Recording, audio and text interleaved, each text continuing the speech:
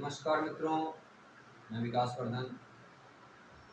आज आप लोगों के समक्ष मीट एक्सपोर्ट की जो इंडस्ट्री है, इसकी सच्ची कहानी आप लोगों के साथ शेयर करना चाहता हूँ।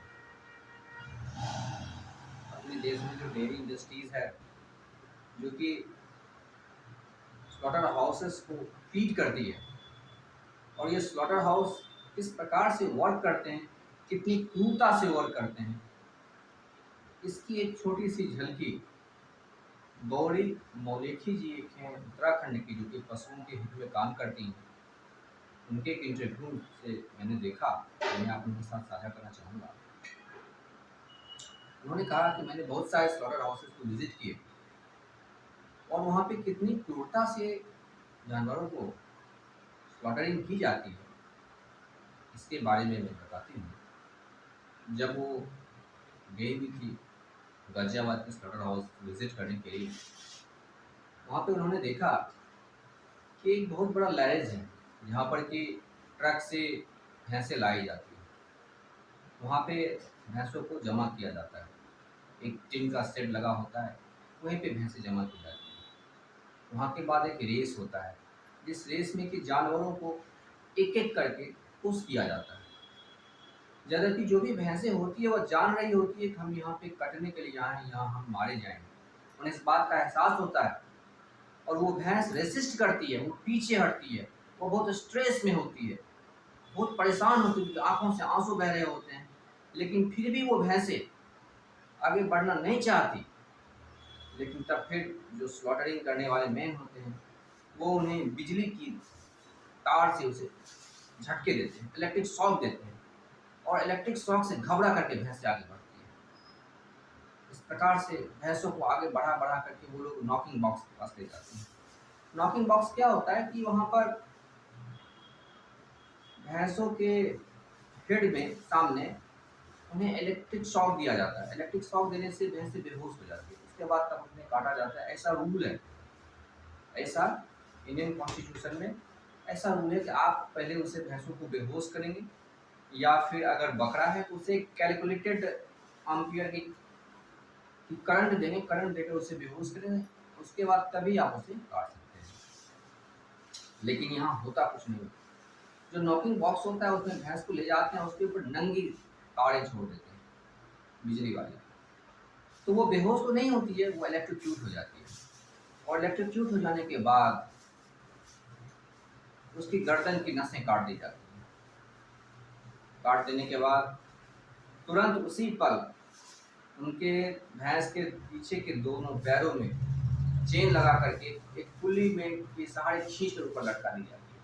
वास्तव में रूल यह है कि जब तक कि वेटरनरी डॉक्टर ये कह ना दे कि यह भैंसा मर चुकी है, तब तक आप उसे उल्टा नहीं लटका सकते। लेकिन वहाँ पे कोई वेटरनरी डॉक्टर होता नहीं, वो तो बस काटे, गर्दन कटी और पीछे के पैर में चेन लगाई और पुल्ली के सहारे उसे ऊपर लटका दी। फिर कन्वेयर बेल्ट आगे मूव करता है। कन्वेयर बेल्ट काफी फास्ट चलता है, 70 to 80 एनिमल पर आवर वो मूव करती है। यानी कि एक जानवर को काटकर कन्वेयर बेल्ट में लटकाने में with in a minute, 1 minute से भी कम का समय लगता है, जबकि एक भैंस को मरने में कम से कम 10 से 15 मिनट का समय लगता है। और यह नियम है कि बिना भैंस के मरे हुए आप उसे नहीं लटका सकते। लेकिन यहाँ यह सब कुछ हो रहा है, जितने भी लॉज हैं सब बाहर, उन्हें चूंकि कोई देखने वाला अंदर होता नहीं है, जैसे जो मन होता है वो लोग करते हैं। भैंस को लटकाए, उसके बाद डिफरेंट डिफरेंट स्टेशन पर अलग अलग काम करने वाले लोग बैठे होते हैं।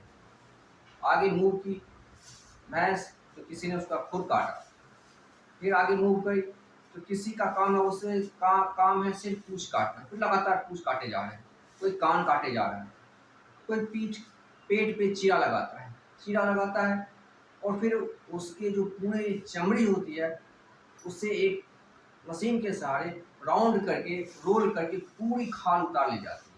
भैंस की पूरी खाल उतर जाने के बावजूद भी भैंस जीवित होती है और उस कन्वेयर बेल्ट पे लटकी रहती है। भैंस तब भी जीवित होती है और तब भी उसे भरोसा होता है कि शायद मैं बच जाऊंगी, और वो अपना पाँव छुड़ाने के लिए कोशिश करती रहती है। उसके शरीर पे खाल नहीं होते, फिर भी भैंस आगे बढ़ती जाती है, गले से खून बह रहा होता है, भैंस कन्वेयर बेल्ट पे आगे मूव करती जाती है। फिर उसके बाद उसके अंदर के शरीर के पार्ट्स निकाले जाते हैं। कई बार तो उसके ओवरी में बच्चा भी होता है, उस बच्चे को भी वो लोग काट देते हैं, बिल्कुल विचार नहीं करते कि उसके ओवरी में बच्चा था। जो प्रेग्नेंट भैंस होती है, जो गाभिन भैंस होती है, उसे भी काटा जाता है, और जो बच्चे निकल जाते हैं उसे भी उसी वक्त काट दिया जाता है। इस प्रकार से आगे प्रोसेस करते हैं। फिर भैंस के शरीर के टुकड़े टुकड़े करके काट करके जो डीप फ्रीजर होते हैं उनके, जिसमें कि -30 -40 डिग्री सेल्सियस पे उसे रखा जाता है, और फिर उसे एक्सपोर्ट के लिए जो रेफ्रिजरेटेड ट्रक्स होते हैं उसके माध्यम से उसे एक्सपोर्ट के लिए भेजा जाता है। इतनी क्रूरता है जानवर के mechanised slaughterhouse. Slaughterhouse जिसको बिठाने में करीब 150-200 करोड़ की लागत आती है, और इसमें बिल्कुल भी अनुपालन नहीं किया जाता। जो भी लॉज बनाए गए हैं एनिमल वेलफेयर के द्वारा, उसमें यह है कि एक जानवर के सामने दूसरा जानवर नहीं काटा जाना चाहिए, लेकिन यहाँ लगातार एक जानवर के सामने दूसरा जानवर लगातार काटा जाता है, बिल्कुल भी नियम की परवाह नहीं की जाती।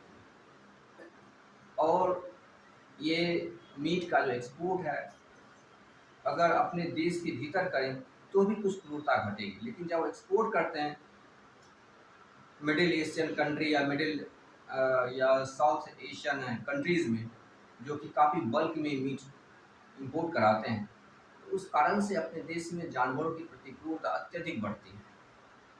और यह नेशनल इंटरेस्ट में भी नहीं है।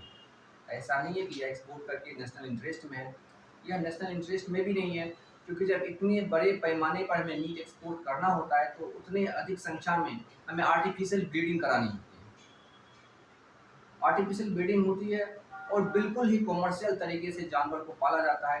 तेजी से साल 2 साल 3 साल में जब तक भैंस दूध दे रही है, जल्दी जल्दी दूध निकाला, और जैसे ही दूध देना कम हुआ कि इमीडिएट उसे स्लॉटर हाउस में भेज देते हैं, और फिर तुरंत आर्टिफिशियली दूसरी भैंस फिर तुरंत चाहिए। इस कारण से जंगल कट रहे हैं, क्योंकि जानवरों को अनाज देना होता है। अनाज आएगा कहाँ से? खेती होगी तभी अनाज आएगा। खेती कैसे होगी? जंगल कटेगी तो अनाज आएगा। तो इस कारण से डिफॉरेस्टेशन भी हो रहा है। तो जितना लाभ आप कमाते हैं एक्सपोर्ट से, उससे कई गुना हानि अपने देश को हो जाती है, उतने अधिक पैमाना में जानवरों को ग्रो करने, जानवरों को पालने। तो यह किसी भी दृष्टि से मीट का एक्सपोर्ट अपने देश के हित में नहीं है। मित्रों, यह इतनी क्रूर बात है, इतनी क्रूर बात है, जिसे कहने की हिम्मत नहीं होती। ये जो डेयरी वाले होते हैं, जो कि इतनी अधिक दूध के उत्पादन से कमाते हैं, वो बिल्कुल भी जिम्मेदारी नहीं लेते उन बूढ़े जानवरों की।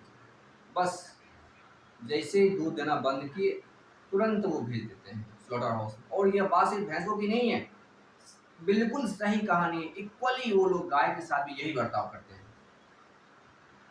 गाय के साथ यही बर्ताव करते हैं जो बर्ताव की भैंस के साथ करते हैं, इसमें कोई अंतर नहीं है। हम लोग गौ माता की जय तो कहते हैं, लेकिन इनके साथ भी यही बर्ताव होता है जो कि भैंस के साथ होती है। बीफ का बहुत बड़ा निर्यातक है भारत, ये आप सब लोग जानते हैं। तो मित्रों, इसकी जो चाबी है वह दूध के पास है।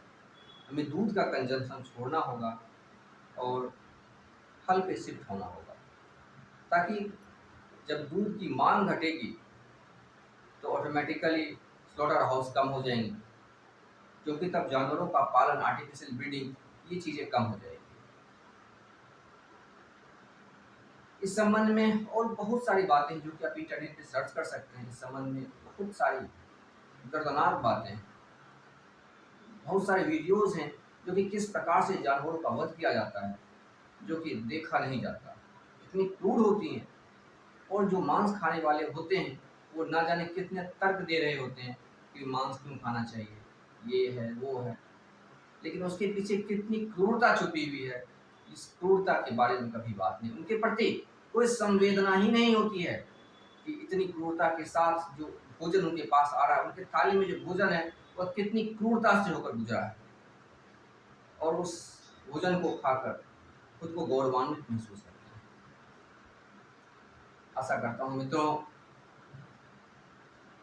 जितने भी लोग मांस खाने वाले हैं उन्हें इस क्रूरता के बारे में अवगत कराएं, ताकि उनमें कुछ चेतना हो, जानवरों के प्रति कुछ तो चेतना हो और वो मांस खाना छोड़े, प्लांट बेस्ड डाइट के ऊपर शिफ्ट करें। यह हम सब के हित में है और उनके भी हित में है जो मांस खाते हैं। आशा करता हूँ मित्रों, आप इस जानकारी को अधिक से अधिक लोगों तक फैलाएं, ताकि सबका भला।